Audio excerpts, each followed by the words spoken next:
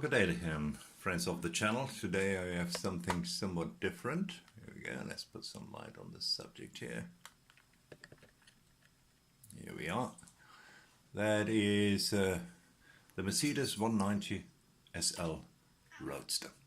Now that's very nice. That's a model which is old. You see, it's the Revell Classics Edition.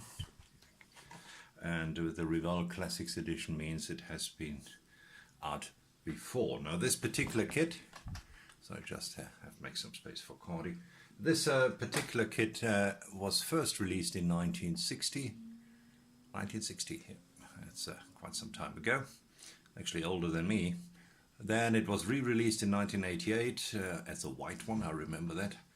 And then it was again released in 2008, and the 2008 edition is the one which we are looking at right now.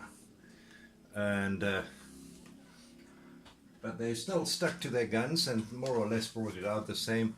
They brought it out in the 60s or 1960. They had already the instruction sheet. They very long description of what to do and how to build models. They have a color chart in here. They have the page where they show you what's on the sprues. Not that many parts. If I have a rough guess, probably around about 60. Then the instructions how to get them all together. Not very long, all very brief. Here you go. And if you're waiting for the page where it shows you where the decals go on, well, that doesn't exist because there ain't no decals with this one. No decals on this kit. Very interesting indeed. And the glass we have talked about we can talk about very briefly. You can see it right over here. This is the glass which is used. You just cut it to size, and then you will use it that way. Here you go. And let's have a look at the chrome. Chrome is right over here. Just keep the cat happy there on the one side. Chrome is right over here, and you can see it is somewhat basic, as most of the kit. And very funny, if you look here on the bumper, hope you can see it, you can see that the number plate is actually engraved in there.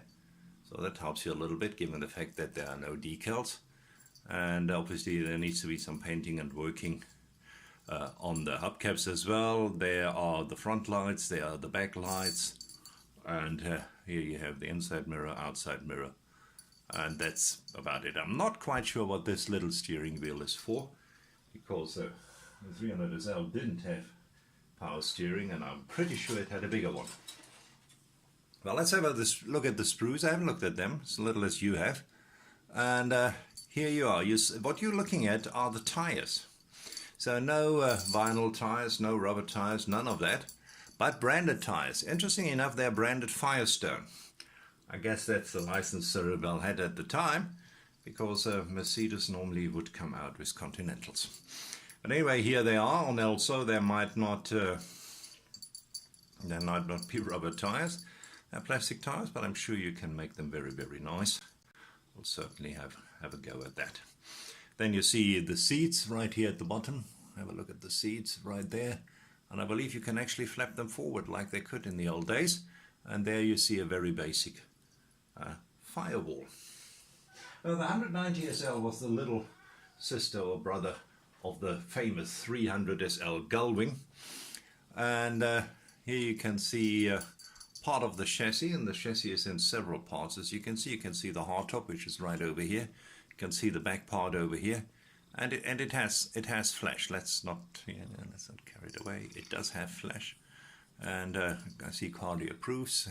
Can use it for scratching yourself. That's how sharp it is, and but it's not bad. You know, it's not that you can't do anything with it. The plastic is kind of hardish plastic.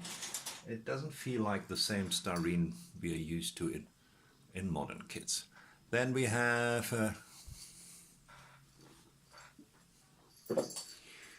here we go. Can't you just said goodbye? Here we have another one.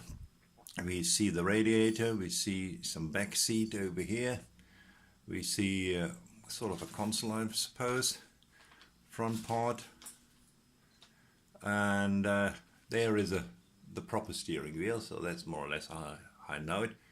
And the battery, which is very nicely detailed actually. And this steering wheel was actually very funny because you could flap it away like a fat man steering wheel before the war. So in order for you to get in and out of this car comfortably. Then I'll just drag it out as I get it. You can see the lid for the back, right? You can also see the light actually going into this, and you can see some other part which I can't identify right now. Steering column, and you can also see a fairly detailed dashboard right over here. Here you go. And given that it doesn't have any decals going with it, will be interesting to detail that with some dry brushing or any other means. We'll have to have a look how I'm going to go about that. Right, here we have parts of the engine, and as you can see, it is a very, very simple engine.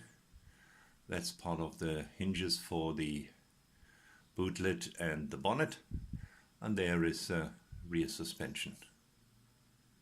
And then another seat right over here. Then let's have a look at this. Well, the body was not one piece, so you have to put the body together yourself, which I'm sure will be quite interesting. Here you see the inside of the doors. Some detail, if you look very carefully, actually quite a bit of detail, which again will have needs a very steady hand in order to detail it properly. Then here we have the bonnet right over here, or the hood as it's called in some parts, and on this side, this is obviously part of the inside where the pedals, I guess, will come. Can see where the gearbox cutout is right over here. So yeah, it was probably quite cramped in there. Here we go, here we have the pan, which also seems to be the frame, all in one piece. And as you can see, all the kids say made in China these days, not this one. This one was still made in the USA. Right here, the bottom of it, and there you can see it says Revell 1960. Hope you can see it right over there. Here we go.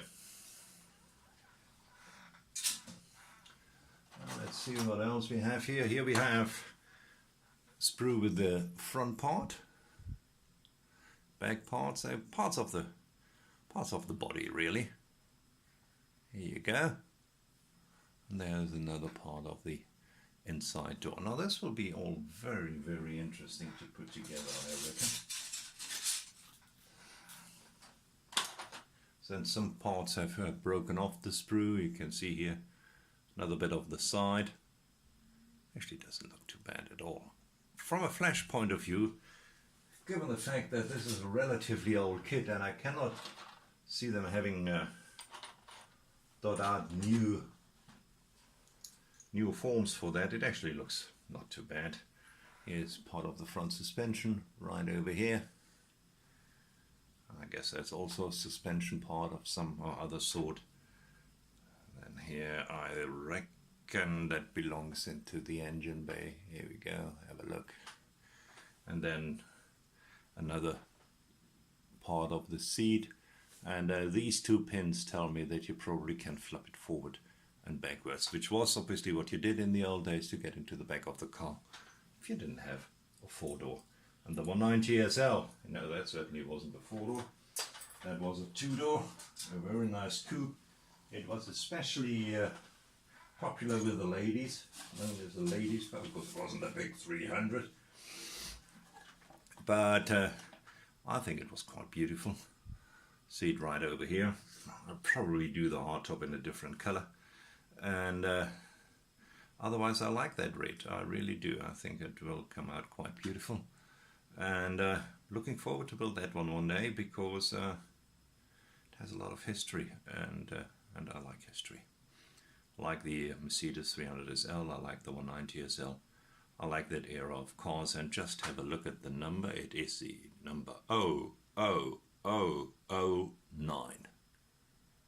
Yeah, shows you. It certainly is one of the early car kits of Revell. Well, folks, that was it. Thanks very much for watching. Hope you guys had a good time, and we'll see you next time. Cheers.